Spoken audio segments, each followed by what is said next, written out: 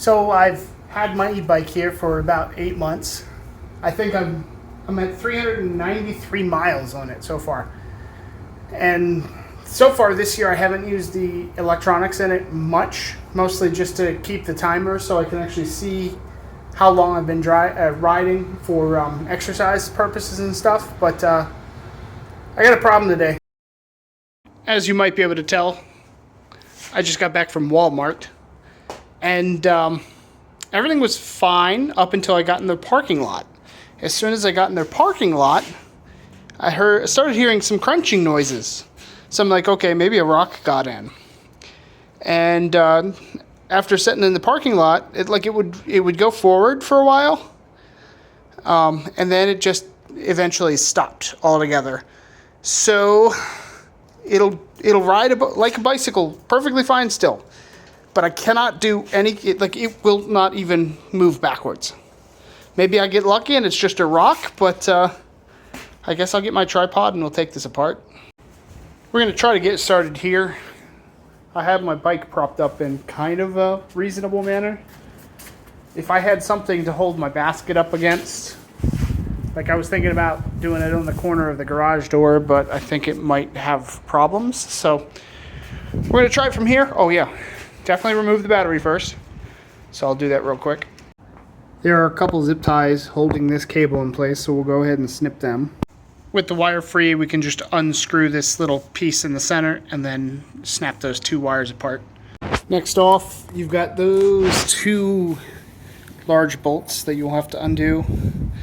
I used the 19mm wrench, but I think it may be too loose. It might be standard size. And then this should slide right off once we get that undone. Now that they're loose, the wheel should be able to come off, but if it's a little tight, you can just keep the bolts on, or the nuts on, and then smack it with a rubber mallet. Just make sure you don't hit anything important. And never use a regular hammer. With the tire loose, you're probably going to have to remove this, I can't remember what it's called, chain gear thing. Just a little Allen wrench. It should pop right off. Don't have to worry about too much putting it back on because it's notched, so it's easy to get in the right spot again. Doesn't look like there's a whole lot we can do on this side. Looks like all the screws and bolts are on this side, so we'll probably want to take the brake off. A bunch of Allen screws, and then it looks like a couple Phillips screws for everything else. So now that I've got all the bolts off, and be careful, these bolts feel like they're going to strip very, very easily. I just applied even tension on both ends. I actually took a flathead screwdriver to each, made sure to pull it up straight and even, and then we should be able to pull this all the way out. Oh yeah, look, plastic ears, that's great. I don't see anything out of place yet, so I'm going to take a look at this off camera and see what I can find. So update so far, there was a little piece of heat shrink tubing right here that held this spring in place. So once I got that back, this starts to pull up. I did plug in the battery. It's off again now, but what I found was you can hear something when you pull the trigger. So I think the controller's still fine. I'm not 100% sure because, you know, three-phase motors are kind of weird. But we're going to pull off this and see what else we can find. It's a lot easier to slide everything through if you take the little gasket off, and then that piece comes right out. Because I was having trouble getting the wire past that. There's a little plastic piece that sits right inside of here. There is the, oh man, I can't remember what that's called, but it detects the kind of the flow of everything. So once it gets moving, it knows where it's at. You want to make sure, if you can fix it, to assemble that back in place. There wasn't actually any glue holding that in place. Now, obviously, at this point, I should be able to rotate the outer barrel from there, and I'm thinking something is either broken or jammed here. So we're going to try to pull this whole thing out, and there is a snap ring. So, all right, I took that off, but it may have been a red herring. because obviously everything on this side isn't really going to move.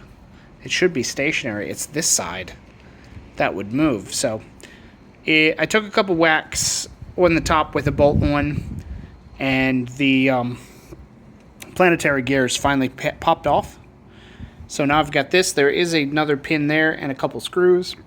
I'm going to see about taking them off. So I pulled that cover off, and there's another snap ring, so I'll go ahead and pull that off now. Snap ring off, and now I'm finally pushing this out, and oh look, ooh, gross. Hey look, is that a piece of a snap ring? Hey look, a piece of another snap ring? Let me see what we'll end up finding. Alright, so I finally have it completely apart. And let's see, where's the worst bit? Right there. I think it didn't damage anything but the steel. So it should be fine. I'll probably take a clamp or my vise and just clamp that back down. Maybe I'll put some super glue just to be sure. It's just metal. It has no electronic purpose right there other than kind of aligning the magnetism. So we'll set that aside. And here is my problem. Nope, that wasn't it. Where is it? There it is. That and another piece on the other side were what was causing this not to spin. So I was trying to figure it out. Well, actually, when I was trying to take one of these pins off, this one was missing like all of the tabs. And I'm thinking that one just snapped at some point and ended up on the magnets. So that's great. But we might be able to get this back together and working again. I also have to pretense these were very, very strong magnets. Like, it kept pinching my gloves several times, but I definitely wore gloves, and I don't recommend putting your hands in there. Yeah, just be careful. Besides having to run out to Harbor Freight because I actually didn't have any snap rings to replace the busted ones that I had, I got it all back together, plates back in. That should be the right snap ring size, right? Hopefully this one doesn't explode like the last one. The snap ring in there, there's actually two in between.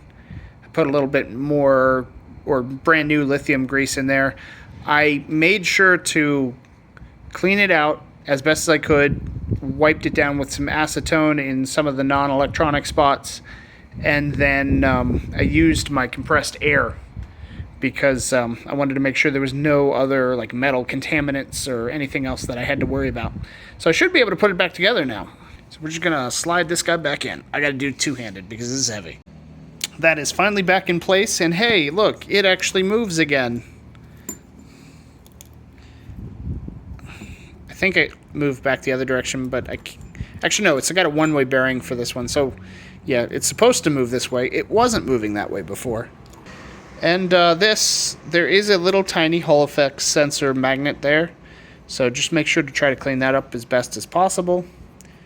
And yeah, there's no seal for this. So I might just put a little bit of silicone before I snap it in place.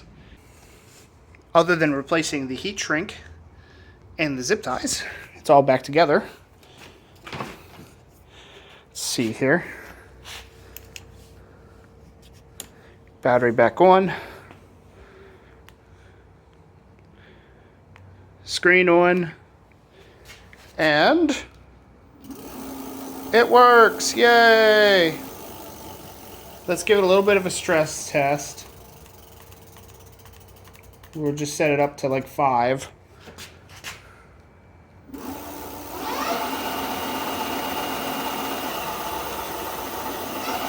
Good. I think we fixed it. So, realistically, we'll just have to wait and see if the fix holds. Now, I do have pretty good confidence in it so far because I've nearly driven it 50 miles since I've done the fix. My new job is like 8 miles away, and at certain parts of the journey, it's a little bit dangerous to go slowly, so I do have to kick it up to max speed, which unfortunately, it's like the one hill in the whole area. So it maxes out at about 25, which I think for a bike like this is still pretty reasonable.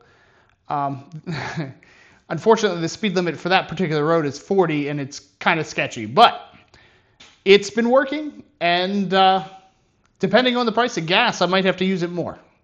But I will see you in the next video. I got a lot going on, and a lot I want to show you.